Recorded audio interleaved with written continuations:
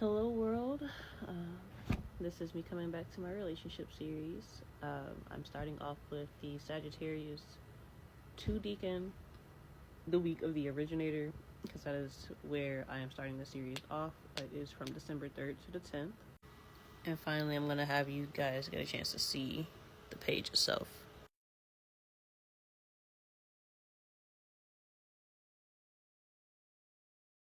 The highlights are more so just to help me stay on point and not feel like I have to read every single piece of this page, even though I may go over some of the pieces anyway. Also, please excuse me. I might have a bit of a nasaliness to my voice. I am feeling a little bit under the weather. I think my daughter got me for real, and my throat's not feeling all that great, but I'm gonna keep pushing just to at least get this out before these dates are up. So let's get into it. I have a book right here. Sagittarius 2 period takes the originator as a central image. The period can be compared to human terms in the time of middle age when independent impulses have paved the way for individual forms of expression. So super expressive people, maybe not with everyone, but they definitely pick and choose who they feel comfortable to be safe around and to be that expressive person with. This is someone that, or these are a few people actually, that I have come to enjoy the presence of. I've been around for friends for years, or even the ones I've just met. Something that I really come to have appreciated about this archetype, even in the 3 people that I've known who express it differently, but they have this enthusiasm to go about life in the way that they see fit. Like, they are willing to challenge the norms and don't have as much fear around like what their success looks like, winning or losing, and even mortality. Like, they live like it's their last day as often as possible, and I appreciate that. This person symbolically reveals a mature person that has the courage to be themselves unapologetically. It's very much take it or leave it. They have a self-confidence a lot of the times, and shame typically moves away, which is why they can say some of the most outlandish things and get away with it, which I love that. And for any of you guys who know how aging can come about with people becoming more comfortable into themselves, they only get more out of pocket. And while these people are different, they can tend to want people to accept that, and a lot of people tend to push that back. So they don't get very close to a lot of people. So they'll typically have 2 or 3 good friends, possibly even family members, that they'll come to for their emotional support. But most people are stuck and locked out of that. They do need to realize that taking the path of least resistance can arouse the least opposition. Those who have understood that can usually get under the radar and get what they want. And while this comes around with this overwhelming need to be accepted, is usually when they forget to focus on their massive success, they achieve it. This energy has a really interesting way of kind of seeing the world, in a wacky way of doing things, and once they can express that openly, they tend to really get a lot of notoriety for it. They do sometimes have a lot of friends that may tease them about their strangeness, but when they're proud of who they are, they can't really explain how they got that way, if that makes sense. Outside of that, this is a archetype that is known to have escapist tendencies. So usually it's some type of substance that they can run to on a regular basis. They feel impelled to retreat or flee from their problems that are everyday issues for them.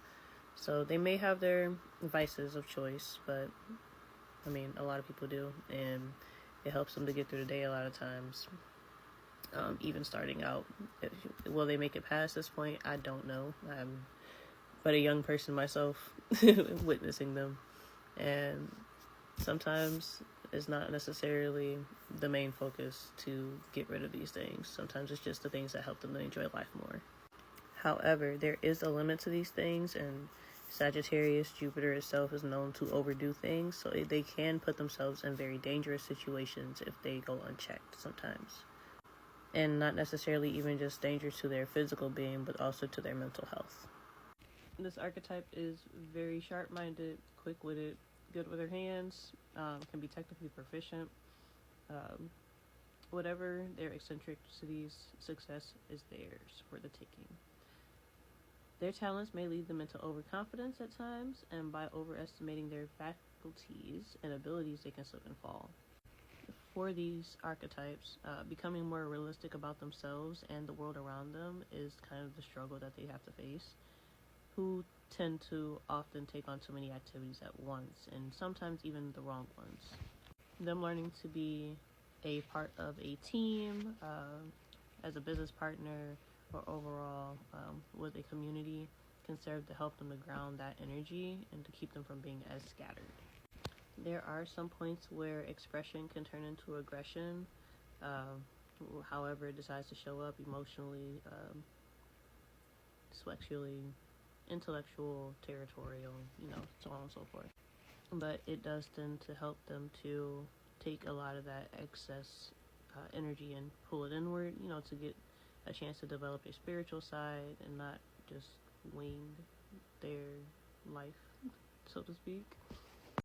And it can also help for them to understand others, and seek to understand others better, listening through and expanding their circle of friends and acquaintances.